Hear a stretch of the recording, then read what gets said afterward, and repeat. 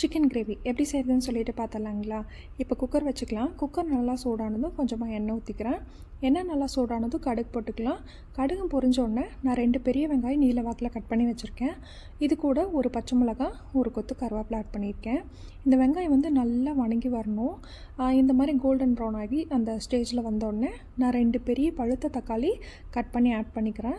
இதுக்கு தேவையான அளவு உப்பு, 1 ஸ்பூன் அளவுக்கு மஞ்சத்தூள் ஆட் பண்ணிக்கிறேன்.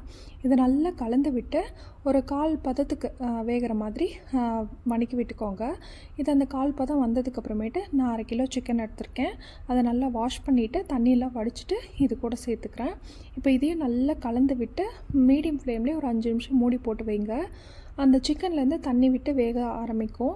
அந்த டைமில் வந்து நான் ஒரே ஒரு கரண்டி வந்து கறி மிளகுடி சேர்த்திருக்கேன்.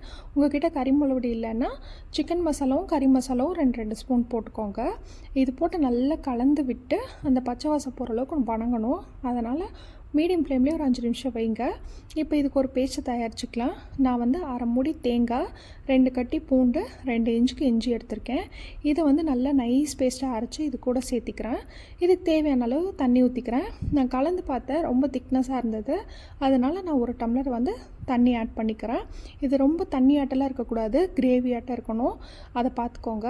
இது நல்லா தண்ணி ஊற்றி மிக்ஸ் பண்ணிவிட்டு கொதி விடுறேன். கொதி விட்டதுக்கப்புறம் உப்பு செக் பண்ணி பார்த்துட்டு கரெக்டாக இருந்ததுன்னா மூடி போட்டு மூடி வச்சிடலாம். இது வந்து ஒரு 3 விசில் வேக்காடு விட்டால் போதும்.